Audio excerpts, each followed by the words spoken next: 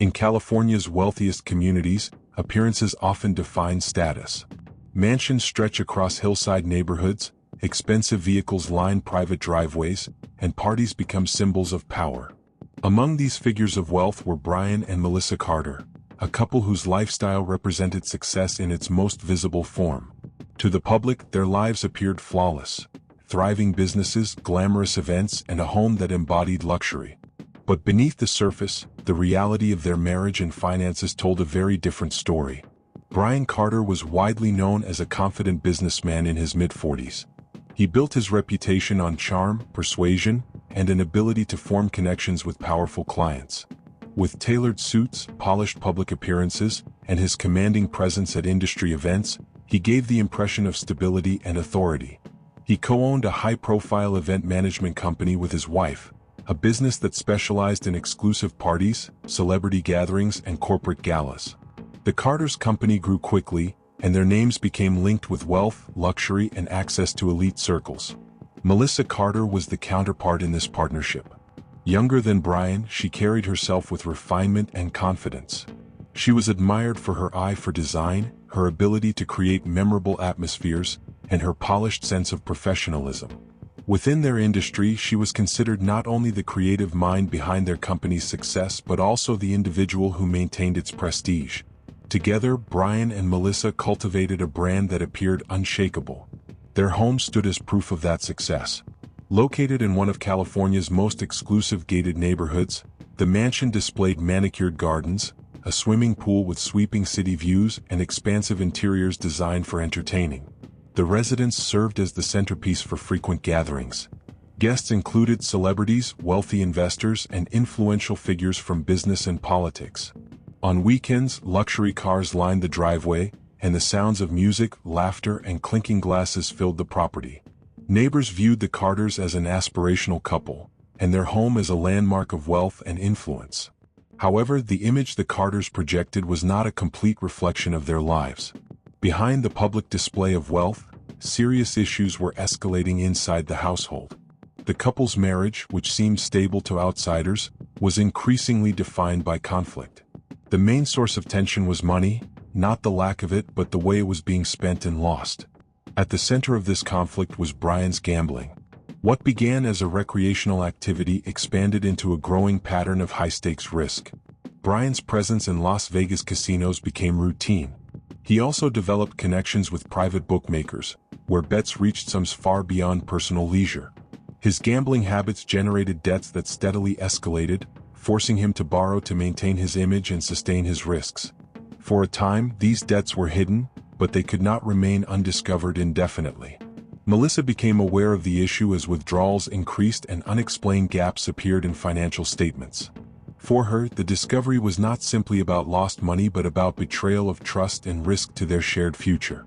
Melissa had played a direct role in building their company and safeguarding its reputation, and she grew increasingly concerned that Brian's financial behavior threatened everything they had achieved. The disagreements between them intensified, and what had once been a private concern turned into frequent conflict inside the home. These disputes rarely surfaced publicly, but they were not entirely invisible. Residents of the neighborhood reported hearing raised voices from the mansion late at night. Guests at social gatherings noticed subtle tension, moments when the carefully constructed image of unity faltered. To most observers, these seemed minor or insignificant details in the larger story of a glamorous marriage. But for those closest to Melissa, the situation was becoming clear. The marriage was unstable and the financial pressures were severe. Melissa attempted to regain control over the couple's financial situation. She took an active role in overseeing the company's accounts and monitoring spending, particularly as debts accumulated. This shift in responsibility created further tension with Brian, who interpreted her actions as interference in his authority. Their partnership, once presented as balanced and cooperative, had become a struggle for control over finances and decision-making. Despite these problems, the Carters continued to present a polished public image. Social media posts highlighted luxury vacations, celebratory dinners, and carefully staged photographs from events they managed. Each post reinforced the narrative of a successful, glamorous couple thriving in business and in life. To followers and clients, nothing appeared unusual. The image of success was carefully curated, even as the reality behind it deteriorated. As the problems grew, Melissa showed signs of withdrawal from the public role she had once embraced. Friends noticed she appeared less enthusiastic at industry functions and more guarded in private conversations. She no longer spoke about her marriage with pride and instead offered short, vague answers when asked about Brian. In contrast, Brian expanded his outward displays of wealth, purchasing expensive cars and continuing to host large-scale gatherings. These choices, though outwardly impressive, were not supported by financial stability. The debts behind the scenes were growing, and with them, the pressure. The cracks in the Carter marriage widened in the months leading up to Melissa's disappearance. Financial records would later confirm that Melissa had taken discreet steps to protect her own interests. She met with attorneys to discuss divorce proceedings and to explore her entitlement to the couple's shared assets. According to those records, she intended to secure nearly half of the business holdings, as well as a significant portion of personal assets. This decision signaled a turning point in the relationship. For Brian, the possibility of divorce represented more than the loss of his marriage. It threatened his reputation, his business authority, and his financial stability. For a man whose life was built on image and perception, the risk of losing everything carried severe implications. The tension inside the home, already volatile, now carried the weight of an approaching collapse. Melissa's intentions, though private, were not invisible to those closest to her. Friends observed her determination to take control of her future, and her increasing reluctance to continue maintaining the appearance of a perfect marriage. The constant conflicts, the gambling debts, and the strain of projecting an image of happiness had reached a breaking point. In the weeks immediately before her disappearance, the divide between Brian and Melissa became irreconcilable. Publicly, they continued to attend functions together, smile for photographs, and celebrate milestones. Privately, they were on opposing paths. Melissa prepared for independence, while Brian faced mounting debt and the possibility of losing both his partner and his financial foundation. California's elite neighborhoods had seen stories of scandal before, but what was unfolding inside the Carter household would prove to be one of its most shocking cases. The public image of glamour and wealth was rapidly disintegrating under the weight of secrets, financial recklessness, and betrayal. By the time Melissa was reported missing, the Carters' life had already shifted from stability to collapse. The signs were present: the mounting debts, the arguments inside the home, the legal preparations for separation, and the widening distance between husband and wife. To the outside world, the mansion remained a symbol of success. But behind its doors, the foundation was broken, and the events that followed would expose the reality that no amount of wealth or image management could conceal. The Carter story, once defined by success and admiration, was about to become defined by crime and tragedy. On the evening of Melissa Carter's disappearance, the Carter household stood silent behind its gates. From the outside, nothing appeared unusual. The lights were on, the luxury vehicles were parked neatly in the driveway, and security cameras monitored the property. But inside, the atmosphere was tense. By then, the Carter marriage had reached a point of sustained conflict. Financial pressures, divorce discussions, and the shadow of gambling debts created a volatile environment. Melissa was last seen alive at her home. According to records later gathered by investigators, she had spent part of the day managing business matters and preparing for upcoming meetings. Friends reported that she was scheduled to join them for dinner that evening, but she never arrived. When calls and messages went unanswered, concern began to grow. Brian Carter was the first to notify police. He reported that Melissa had left the house after what he described as a heated argument and had not returned. He claimed she left voluntarily, carrying only her purse and phone. To authorities, the report initially resembled a case of a missing adult, where voluntary absence was possible. However, the circumstances quickly suggested otherwise. Melissa was not the kind of person to vanish without notice. She maintained a regular schedule, honored appointments, and communicated consistently with friends and colleagues. Her sudden disappearance raised alarms among those close to her. When she failed to appear at scheduled meetings over the next 24 hours, the case escalated from a missing person report to an urgent investigation. Law enforcement began by examining the Carter residence. Officers found no signs of forced entry, no evidence of robbery, and no immediate indicators of an intruder. Surveillance footage from security cameras captured movement inside the property but showed no record of Melissa leaving the premises. Investigators noted that Brian's account conflicted with the timeline of events. While he claimed Melissa had left voluntarily, camera recordings did not support this version. Search teams were deployed across the neighborhood, focusing on nearby roads, parks, and open spaces. Helicopters scanned the area, while canine units combed through surrounding terrain. Flyers with Melissa's photograph circulated widely, and media outlets quickly picked up the story. The disappearance of a woman from one of California's most elite neighborhoods drew significant public attention. For days, the search continued without results. Friends and family publicly appealed for information, urging anyone with knowledge of Melissa's whereabouts to come forward. The contrast between the Carters' glamorous reputation and the sudden mystery surrounding Melissa deepened the intrigue. Public interest grew, and news broadcasts framed the case as both shocking and puzzling. On the fourth day of the search, investigators returned to the Carter residence for a more thorough examination. This time, attention shifted to the backyard. Landscaped gardens surrounded the property, meticulously maintained and frequently used as settings for social gatherings. But certain areas showed recent disturbances in the soil. The ground near a flower bed appeared uneven, raising suspicion. Detectives ordered the ground to be examined. What followed was the most chilling discovery of the case. Beneath the freshly turned soil lay the body of Melissa Carter. She had been buried in her own backyard, only steps away from the house where she had been last seen alive. The discovery transformed the investigation immediately. What began as a missing person case had now become a homicide. The Carter mansion, once the site of glamorous parties and industry gatherings, was sealed off as a crime scene. Yellow tape surrounded the property, and forensic teams worked late into the night to document every detail. The condition of the body and the location where it was found pointed investigators directly toward foul play. The burial appeared rushed, and tools from the Carter garage matched marks left in the soil. The proximity to the house eliminated the likelihood of an external abductor. Attention turned almost entirely to Brian. Forensic analysis provided additional leads. Traces of soil consistent with the backyard were discovered on Brian's clothing and shoes. Digital records revealed that no unfamiliar individuals had accessed the gated property during the time frame of Melissa's disappearance. Surveillance confirmed that only Brian and Melissa were present in the house that night. Despite this, Brian insisted he was not responsible. When questioned, he told investigators that Melissa had been targeted by loan sharks connected to his gambling debts. According to his account, they had kidnapped and murdered her as a form of retaliation. He denied any role in her death, claiming he too was a victim of the situation. Detectives considered his explanation but found no evidence to support it. Extensive reviews of camera footage, financial transactions, and communication records showed no indication of outside involvement. Loan sharks were never documented on the property, nor were there messages or threats directed at Melissa.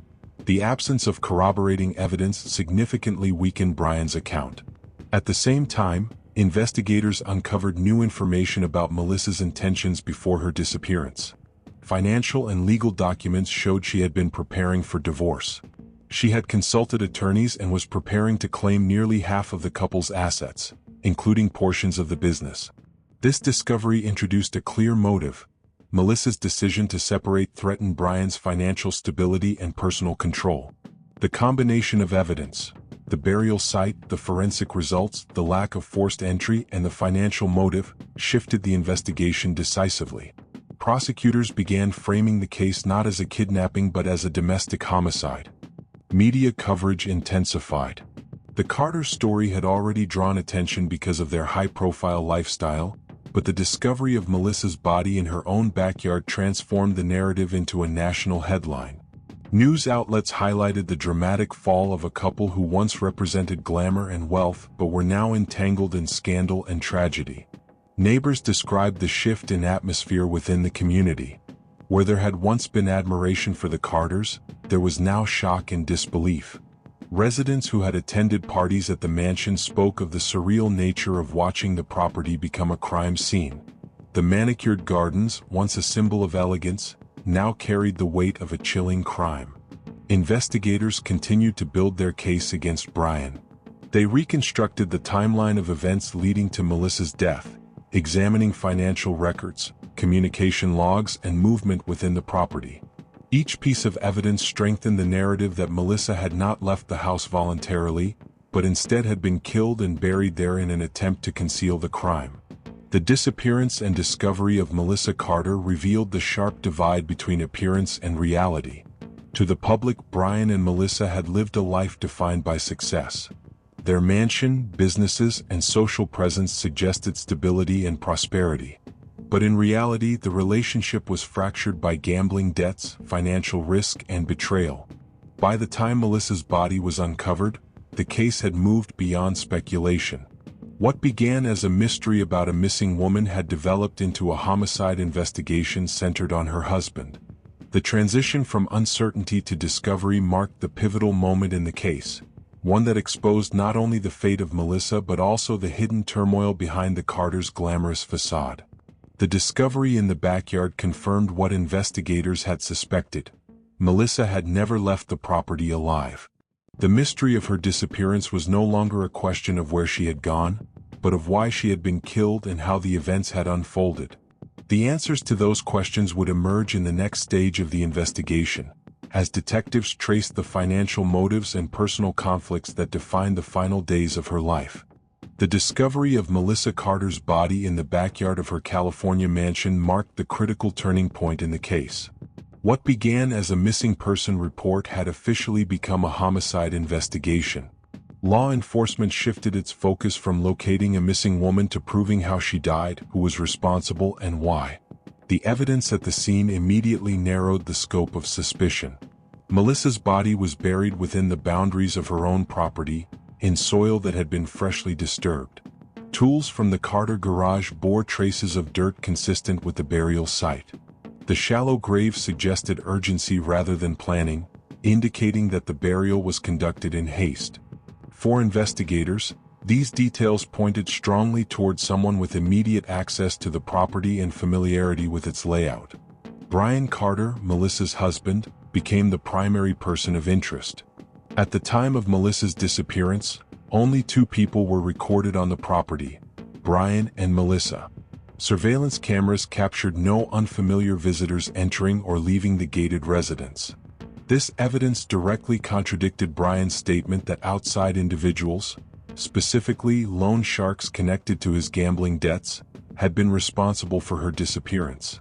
Forensic analysis added further weight against Brian. Soil samples from his clothing and shoes matched those taken from the burial site. His fingerprints were recovered from the tools believed to have been used to dig the grave. While such findings could be explained by routine activity on the property, the timing was critical. The soil traces and tool usage aligned closely with the window in which Melissa vanished. Investigators expanded their review beyond the physical evidence. Financial records became a focal point. Documents revealed that Brian carried substantial gambling debts, some reaching 6 figures. Credit card statements showed repeated transactions at casinos and large cash withdrawals inconsistent with the couple's declared income. Melissa's own financial activities, however, told a different story.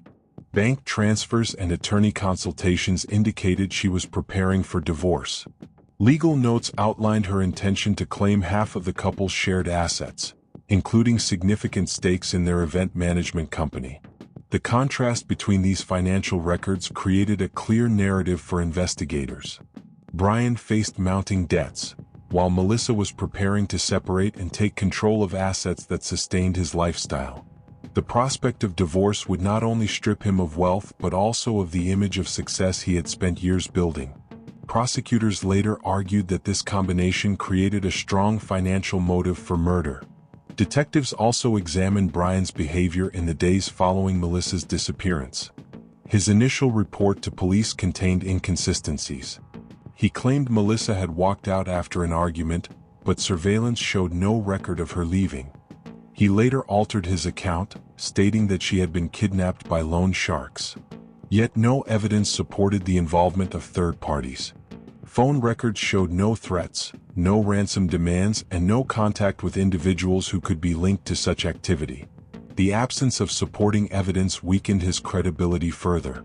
Friends and colleagues provided additional context. Several reported that Melissa had expressed concerns about her safety in the weeks before her death. Others confirmed her plans to leave the marriage, citing conversations in which she described being ready to start over independently. These testimonies reinforced the findings in financial records and provided investigators with insight into the strained dynamic inside the Carter household. Investigators reconstructed the final 48 hours of Melissa's life. Records indicated that she spent part of her last day attending to business matters, preparing documents, and communicating with close associates. By evening, she was at the Carter residence. Phone activity stopped abruptly that night. Surveillance footage showed no evidence of her leaving the property. Within hours, Brian contacted police to report her missing. The timeline suggested Melissa died in her home and was buried shortly afterward. The investigation also considered alternative explanations, but each was systematically eliminated. No evidence pointed to forced entry, robbery, or random violence. No witnesses reported suspicious individuals near the property during the time frame. No financial transactions linked to ransom or extortion appeared in records. The consistent pattern placed the responsibility squarely within the household itself. As evidence accumulated, prosecutors worked alongside investigators to prepare charges. The case relied not only on physical evidence but also on circumstantial proof. The financial motive, the deteriorating marriage, and the inconsistencies in Brian's statements. Together, these factors built a compelling case that Brian had the motive, opportunity, and means to commit the crime. Media coverage intensified during this stage of the investigation. The story captured national attention, as the fall of a wealthy, high-profile couple provided both drama and caution. News outlets reported each development in detail, from forensic findings to court filings. Commentators emphasized the contrast between the Carters' public image and the reality uncovered by investigators. The glamorous couple, once celebrated for their wealth and influence, had become the center of a scandal involving debt, betrayal, and murder. Meanwhile, the community surrounding the Carter mansion faced its own reckoning. Neighbors who had once admired the couple expressed disbelief that such a crime could occur so close to home. The manicured lawns and gated security that symbolized safety now stood as reminders that appearances can be deceptive. The case became a subject of discussion across California's elite neighborhoods, raising questions about the hidden pressures behind wealth and status. Investigators continued to gather supporting evidence to strengthen their case. Forensic teams analyzed Melissa's body, confirming that she had died from blunt force trauma. The absence of defensive wounds suggested she was caught off guard.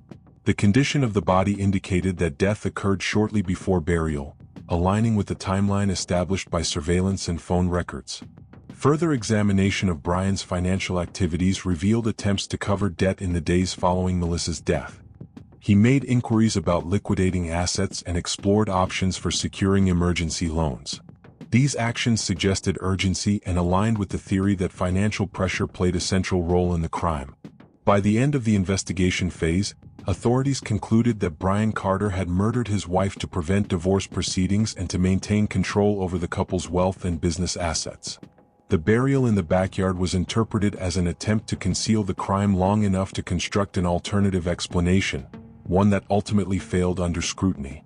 The investigation revealed not only the details of Melissa's death but also the hidden reality of the Carters' life together.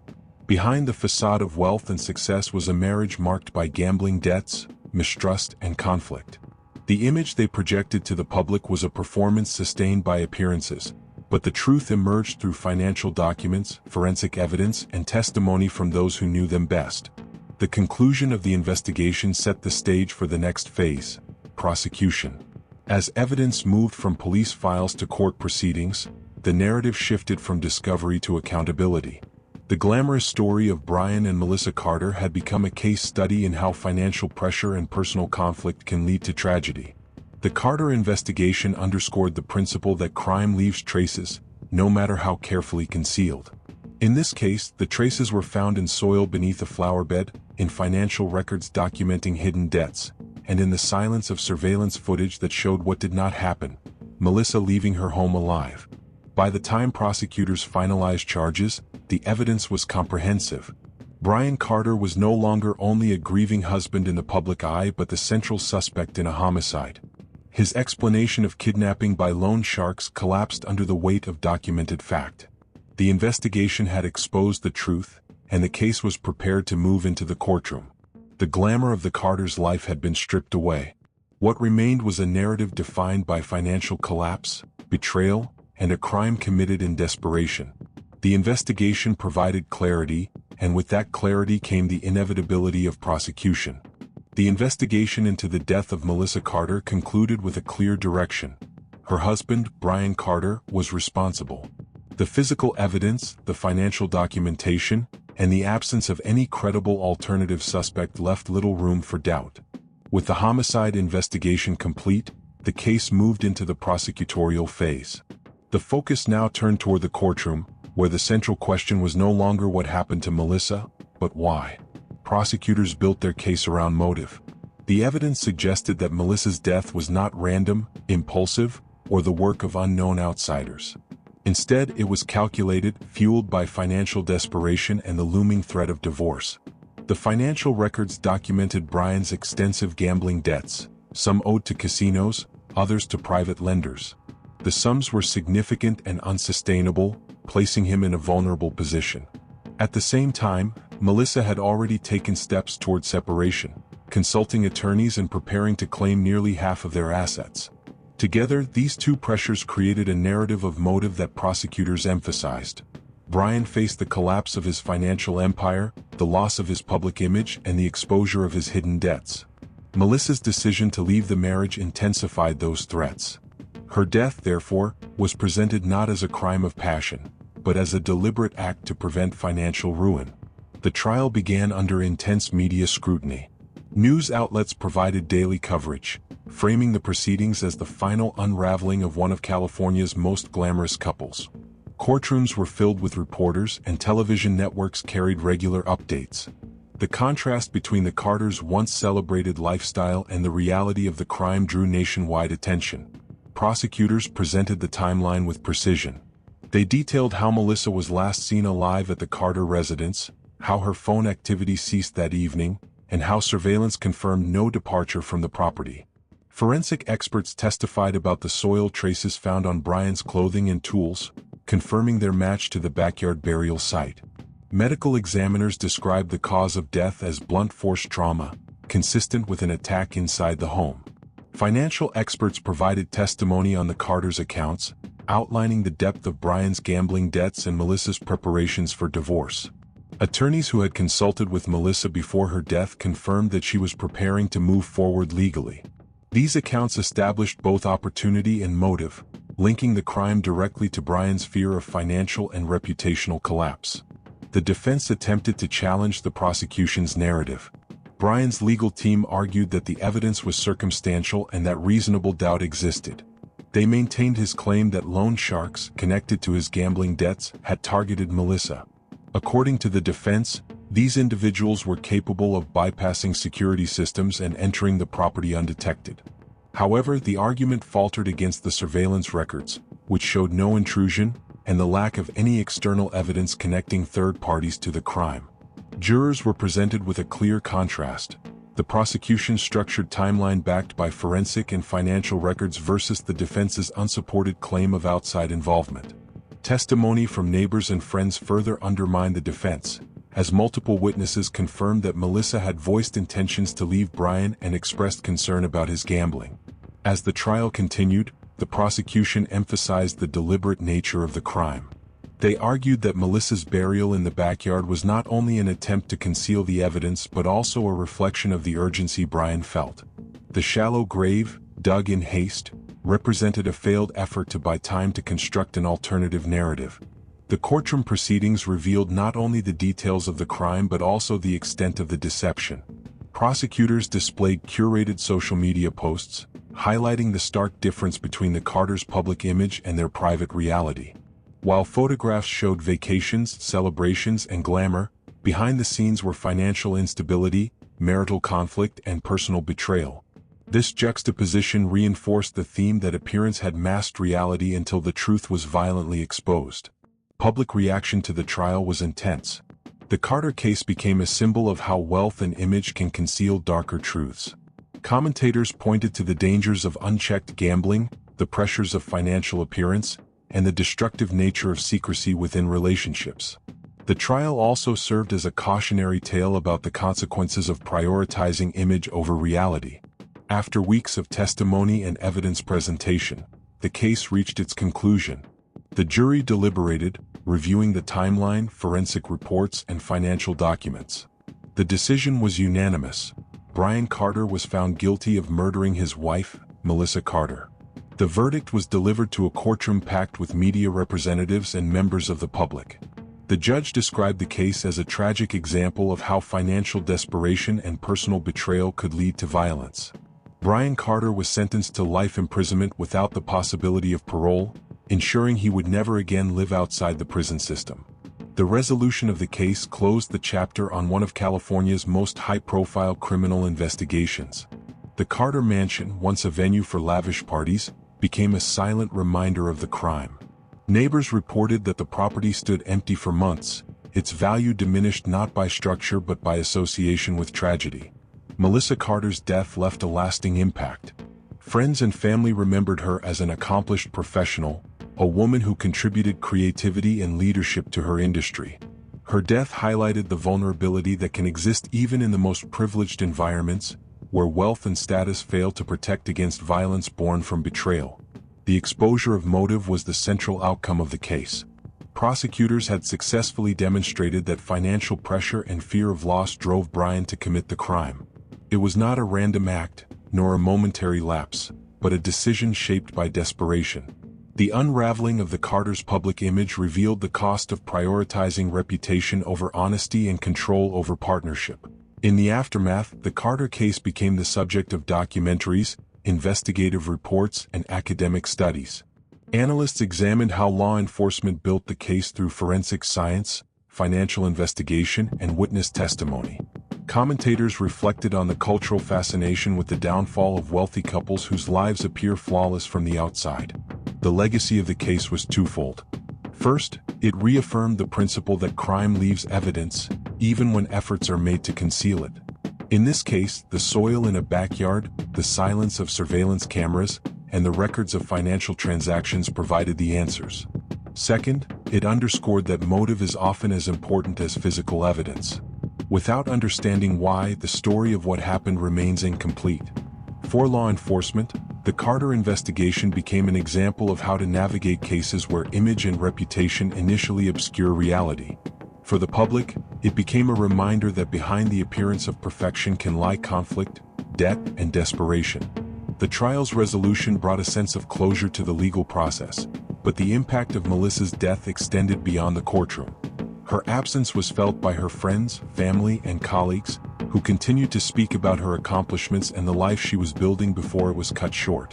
The contrast between what she was preparing for, a new chapter of independence, and the outcome of her life highlighted the tragedy of the case.